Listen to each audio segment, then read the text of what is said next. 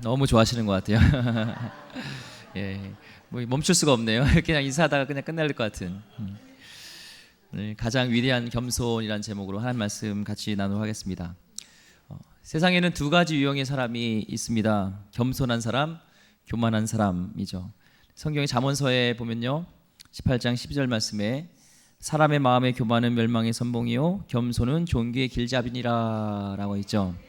그래서 교만은 멸망인데 왜 사람들은 멸망으로 가는 것인데 왜 교만할까라는 생각하게 됩니다. 사람들은 왜 교만할까요? 교만은 일반적으로 비교 의식에서 출발하게 됩니다. 그래서 다른 누구와 비교해가지고 그가 더 많이 갖고 있다, 더 많이 알고 있다, 더 좋은 집에 살고 있다, 더 외모가 좋다라는 그런 것에서 그런 비교에서 오는 교만 심리에서 작용되는 것이 바로 교만이죠. 옆분을 보면은 우리는 교만할 외모는 아닌 것 같아요. 예, 모르죠. 우리나라 사회를 평등 사회라고 얘기를 합니다. 평등 사회라고 얘기를 하는데 그거는 평수를 따지고 등수를 따진다 해서 평등 사회다 이런 얘기를 해요. 더 넓은 평수에 사는 사람들은 더 좁은 평수에 가진 사람들을 낮추어 보고 더 좋은 등수를 가진 아이들은 학생들은 낮은 등수의 사람들을 낮춰보는, 그래서 평등 사회라 얘기를 합니다. 그러니까 선교할 때도 마찬가지로 우리가 겸손한 마음으로 선교를 하고 나가야 되는데 우리가 근데 이렇게 잘못된 것을 범하는 경우가 있어요. 예를 들면은 우리가 갖고 있는 이 문화가 우월하다 생각을 하는 것들이 있죠. 예를 들면 예배 드릴 때 우리 아프리카에 가면요, 막 2시간 3시간 동안 막 땅에서 막 춤추고 막 땅에서 뒹굴고 막 그래요. 그럼 우리가 딱 볼 때 이게 무슨 예배야? 예배는 묵찬 기찬 설기찬 해서 묵도로 시작하고 기도로 시작하고 이렇게 해야지 이게 막 이런 잘못됐어 하면서 바꾸려는 그런 태도가 있죠. 어떻게 보면 하나님 보실 때는 그게 더 영감 있는 예배가 있을 수 있죠. 그렇죠. 그래서 우리가 우월감 같들을 갖게 되고요.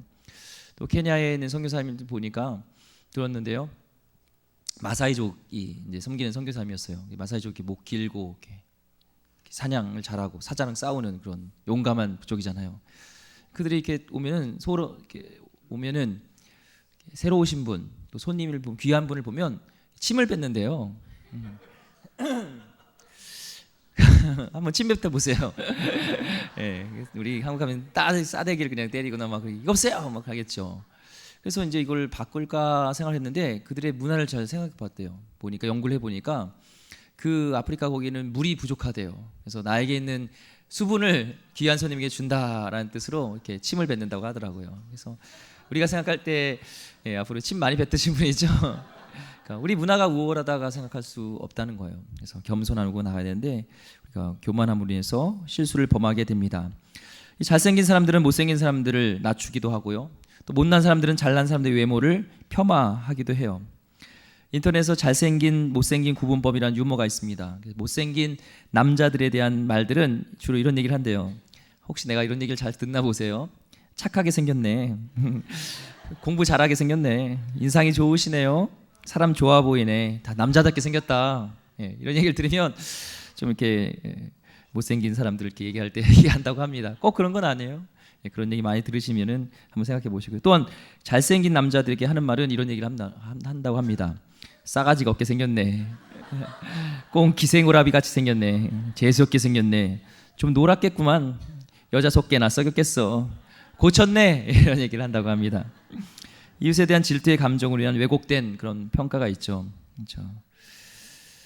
우리는 또한 이런 얘기를 합니다. 이웃들에게 군림하는 자들을 금수저라고 얘기하고 이웃들에게 당하고만 사는 자들을 흙수저라고 부르기도 합니다. 그래서 결과적으로 우리 사회에서 교만한 사람들이 오히려 진취적인 사람 혹은 성공한 대상으로 간주되고 있는데요. 성경에서는 분명히 언제나 동일합니다. 일관성 있게 교만을 정죄하고 겸손을 높이는 것이 성경의 원리입니다. 베드로전서 5장 5절 말씀을 읽어볼게요. 시작. 젊은 자들아 이와 같이 장로들에게 순종하고 다 서로 겸손으로 허리를 동이라. 하나님은 교만한 자를 대적하시되 겸손한 자들에게는 은혜를 주시니라. 아멘.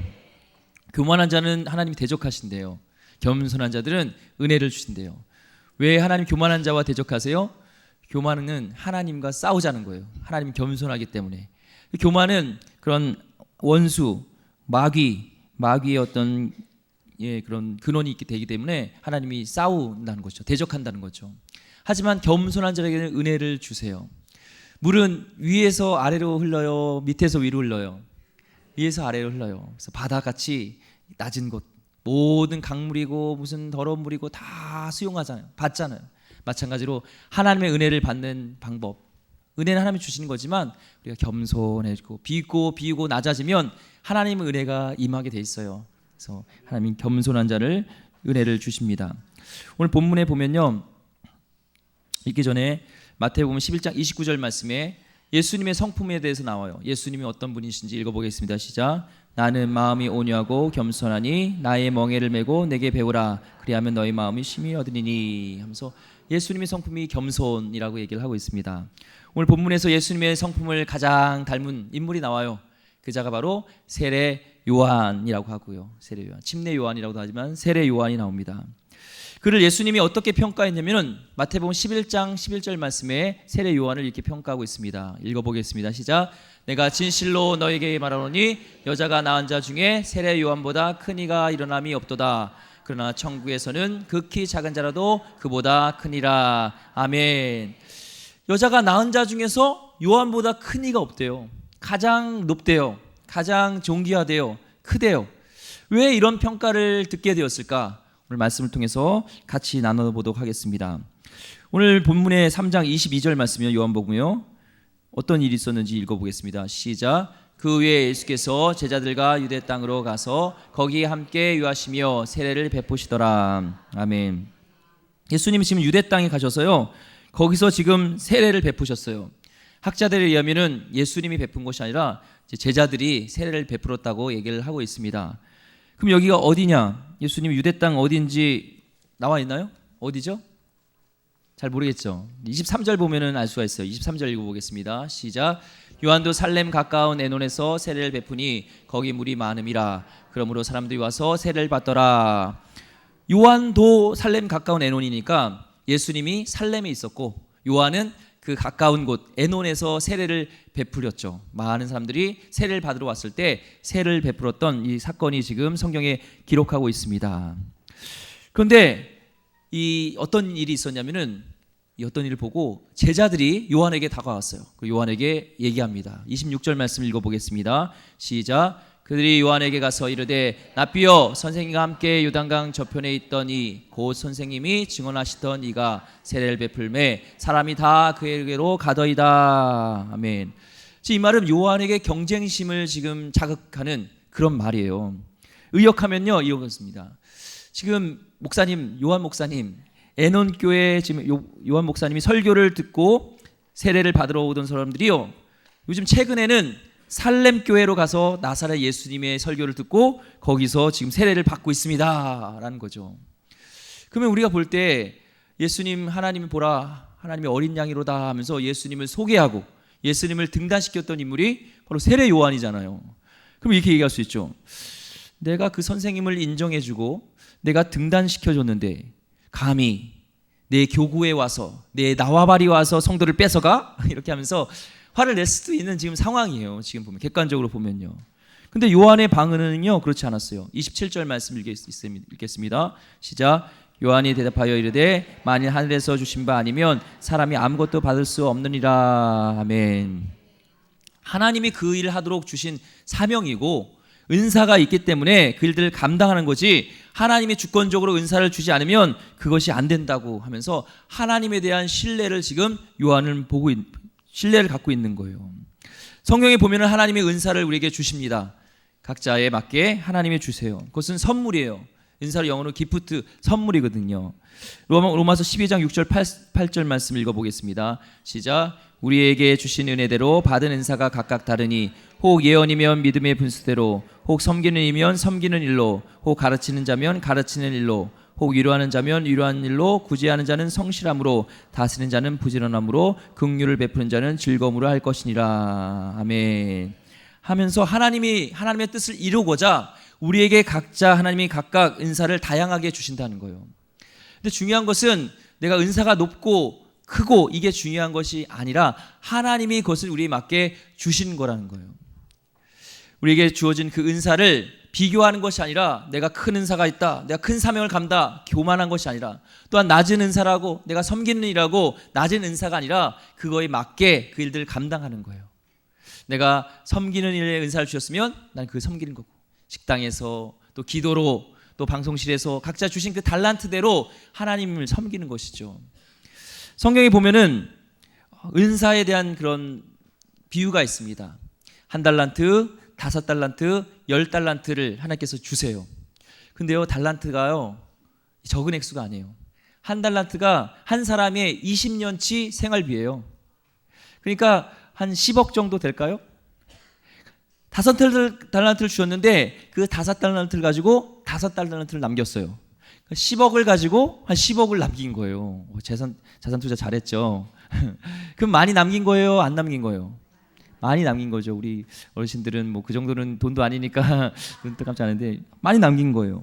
근데 하나님은요, 마태복음 25장 21절 말씀이에요. 읽어보겠습니다. 마태복음 25장 21절 말씀이에요. 시작. 그 주인이 이르되 잘하였도다 착하고 충성된 종아, 내가 적은 일에 충성하였음에 내가 많은 것을 내게 맡기리니 내 주인의 즐거움에 참여할지어다 하고. 큰 일이잖아요. 10억 가지고 10을 남겼는데, 근데 하나님의 평가하는 건요, 적은 일에 충성하였다고 얘기하고 있어요.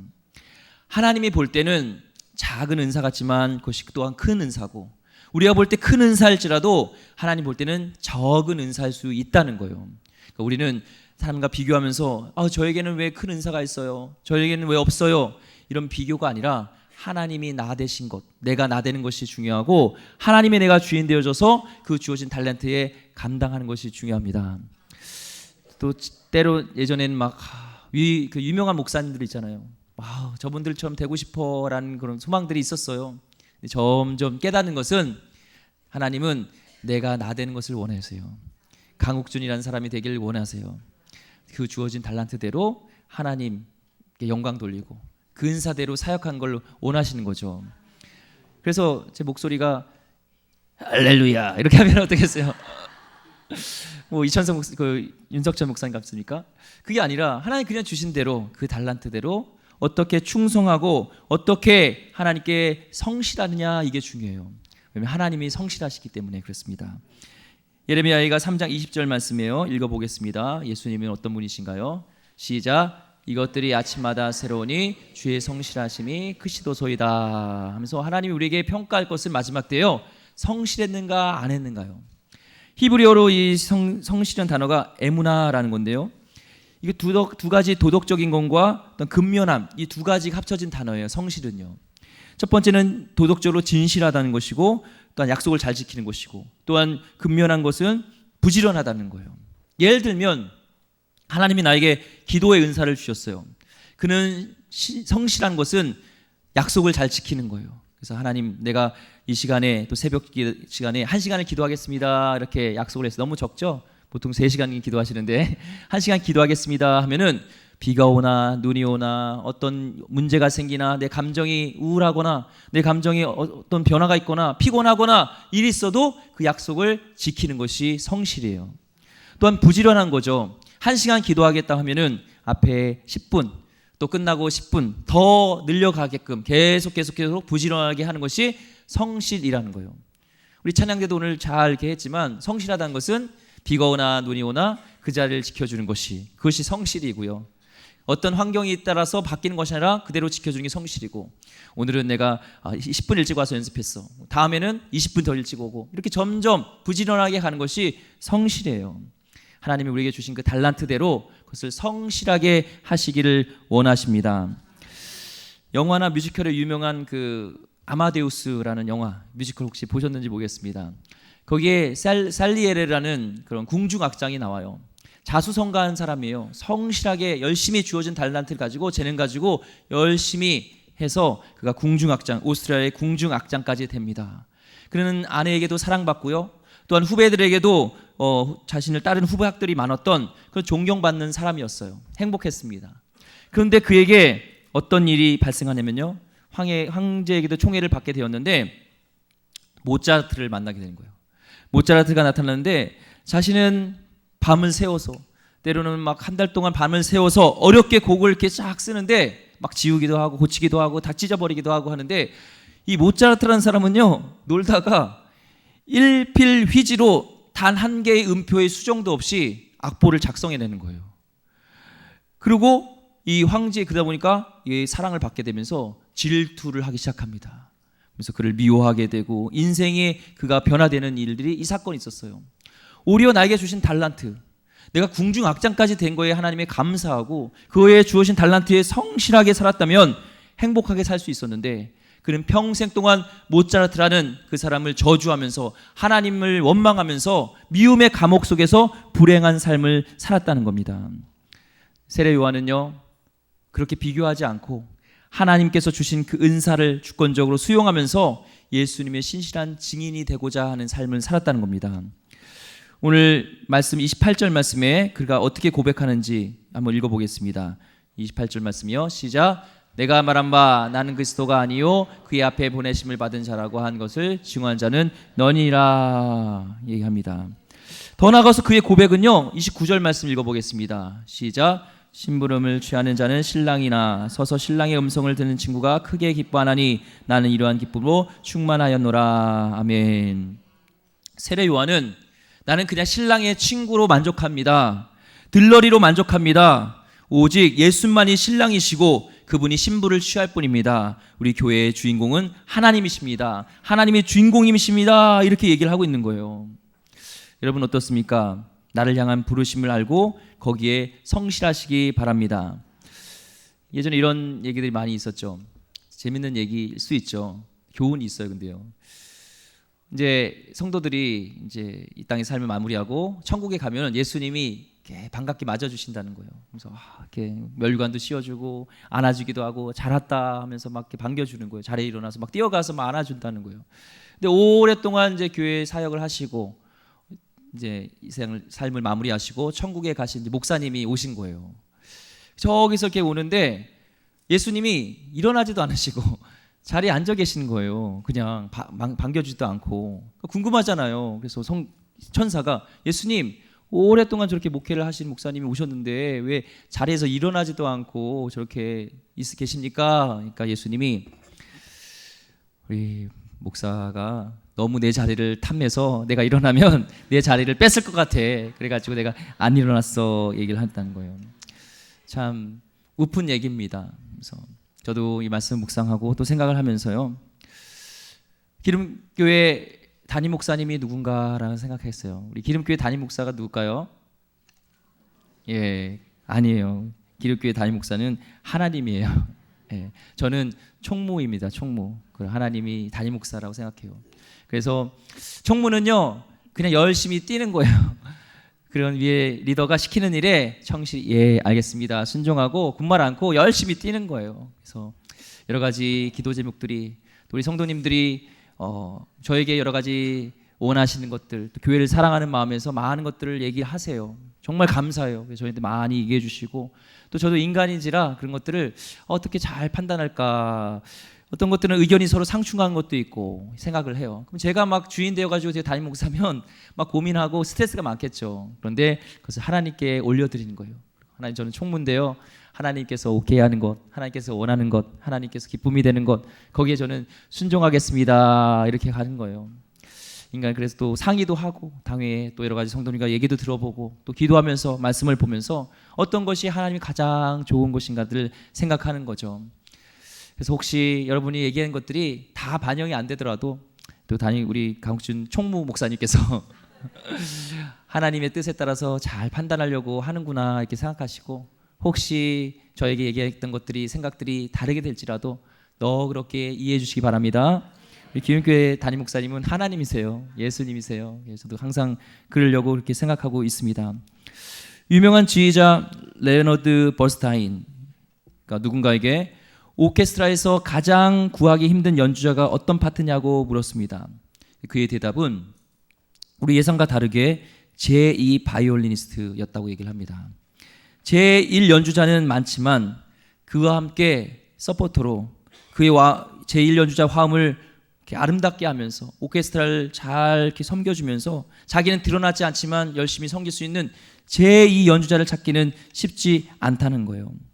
하지만 제2 연주자가 없다면 그 오케스트라는 아름다운 음악을 낼 수가 없다는 것입니다. 마찬가지로 하나님은 우리를 부르셨어요. 어떤 사람은 제1 연주자로 부르기도 하고요. 때로는 우리를 제2 연주자로 부를 수도 있습니다. 하지만 우리는 내가 드러나기보다 내가 아름다운 화음 속에서 전제로서 내가 드러나지 않더라도 거기에 겸손하게 섬기는 모습, 그것을 통해서 우리 교회의 오케스트라가 연주되는 겁니다. 오늘 세례 요한은 분명히 알았어요.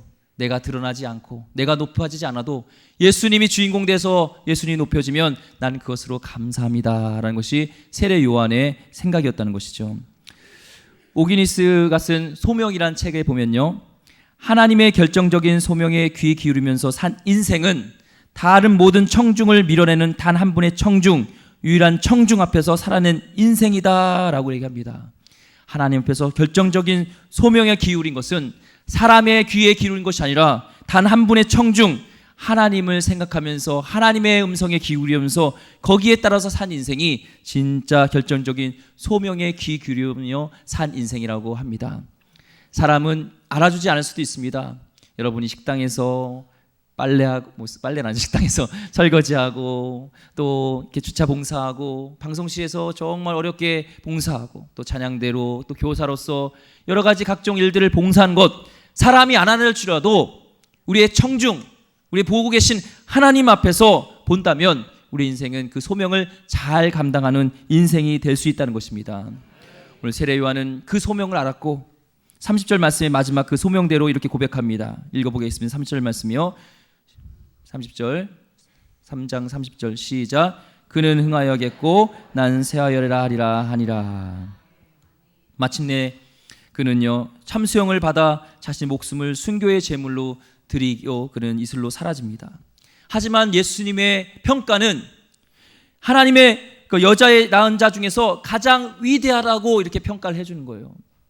사람이 평가해주지 않고 사람이 알아주지 않아도 여러분 하나님이 인정해 주시면 되는 거 아닙니까?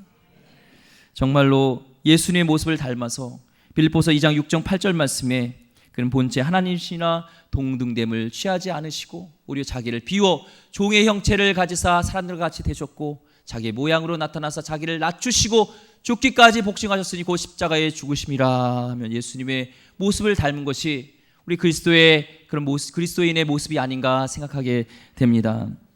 예수님을 닮은 세례 요한같이 그런 겸손한 하나님의 사람 되기를 주님은 축원드립니다. 지금의 시대는요 참 유명한 시대, 유명한 사람은 많은 시대인 것 같아요.